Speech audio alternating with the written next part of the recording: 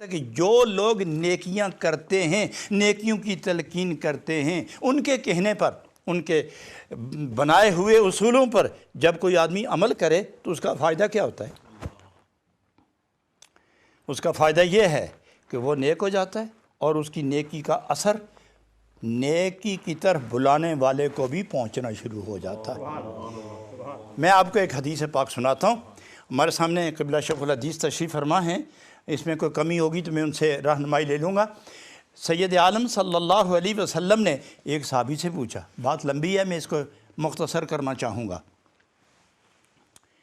کہ آپ نے بہت ہی میرے حکم پر عمل کیا اور میرے مہمان کی خاطر تواضع کی اور مجھے خوش کیا ہے، تو بتاؤ کیا چاہیے آپ کو؟ تو اس نے عرض کیا، انی اسألک مرافقتک فی الجنہ، میں کیا مانگوں؟ میں تو یہ مانگتا ہوں کہ جنت میں آپ کے ساتھ رہوں۔ تو صحابہ دیکھنے لگے غور سے، انہماک سے، تجسس سے، محبت اور پیار سے، کہ سائل نے سوال کیا اور دینے والا اب دے گا کیا؟ سید عالم صلی اللہ علیہ وسلم نے اس کی طرف متوجہ ہو کے فرمایا، بس اتنا ہی، بس اتنا ہی، اس کے علاوہ اور نہیں؟ اب غیر ذالک، اب غیر ذالک، اس کے علاوہ اور؟ جنت میں جہاں رہوں وہاں جانا چاہتے ہو نا؟ ہاں، اس کے علاوہ کوئی اور؟ تو عرض کرتے ہیں، یا رسول اللہ، جنت بھی ملے، آپ بھی ملیں، غلامی میں ساتھ رہوں، قدموں میں میرا سر رہے، تو مجھے بتایا جائے کہ اس کے سوا اب میں اور مانگوں کیا؟ کوئی ایک نعمت بتاؤ جو اس سے افضل ہو، کوئی ایک شے بتاؤ جو اس سے فضیلت والی ہو، تو پھر میں توجہ کروں۔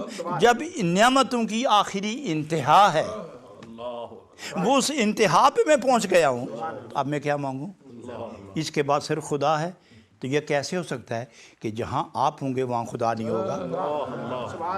یہ کیسے ممکن ہے کہ جہاں آپ ہوں گے وہاں خدا نہیں ہوگا؟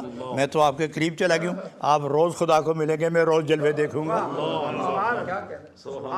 تو سید عالم صلی اللہ علیہ وسلم نے فرمایا، فَأَعِنِّي عَلَىٰ نَفْسِكَ بِكَثْرَةِ السُّجُودِ، فَأَعِنِّي عَلَىٰ نَفْسِكَ بِكَثْرَةِ السُّجُودِ۔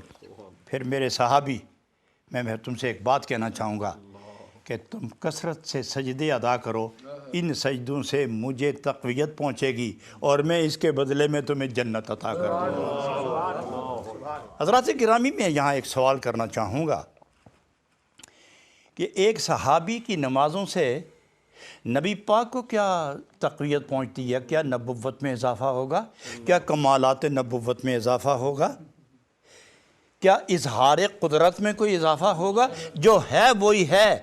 البتہ خدا اور نبی پاک کے درمیان جو تعلقات و مقامات ہیں ان میں تو آئے دن اضافہ ہو رہا ہے، چونکہ خدا نے خود فرمایا، لینے والے آپ ہیں، دینے والا میں ہوں۔ ہر نیا دن جو آتا ہے ہم ہر روز نئی سوغات پیش کرتے تھے، وَلَلْآخِرَةُ خَيْرٌ لَكَ مِنَ الْأُولَىٰ۔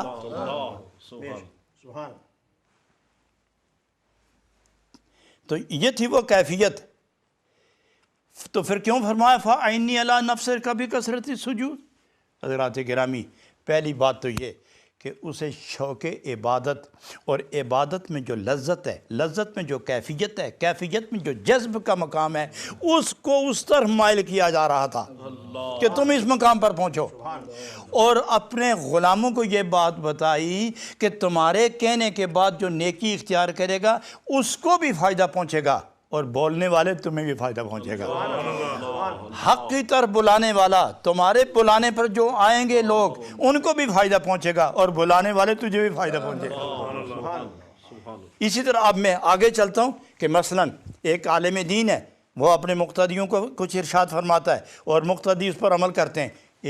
ایک شیخ ہے، ایک پیر ہے، ایک رہنمائے طریقت ہے، وہ موریدین کے اپنے ہاتھ میں لے کر توبہ کروا کے راہ صفا میں چلاتا ہے، راہ سلوک پہ لے کے چلتا ہے، گناہوں سے توبہ ہوتی ہے، نیکیوں کا اکتساب ہوتا ہے، گناہ دور ہوتے ہیں، نیکیوں کا نور نصیب ہو رہا ہے۔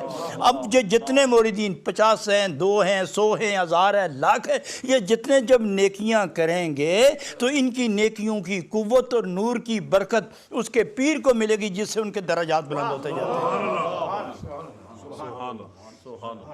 تو اس طرح پیر کے درجات بلند ہوتے جا رہے ہیں اور مرید کی قبولیت ہوتی جا رہی ہے۔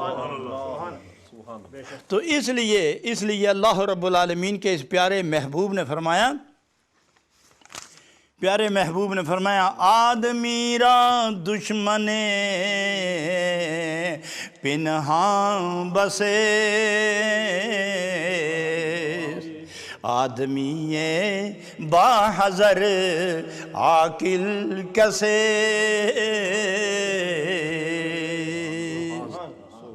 یہ وہ لوگ ہیں جو باطنی امراض سے بچ گئے اور ذکر و فکر، حضور و سرور، کیف و محبت کی بنا پر میل کچیل کو دھو ڈالتے ہیں، اور جب کوئی خامی آنے لگے تو پھر جو سحری کے وقت سر سجدے میں رکھ کے آنسوں بہاتے ہیں تو کوئی میل کچیل باقی نہیں رہتی۔ اس لیے آنسوں اور ذکر اور آہیں یہ وہ سوغات ہے جو درد والوں کے سوا، قسمت والوں کے سوا، عشق والوں کے سوا یہ چیز کسی کو میسر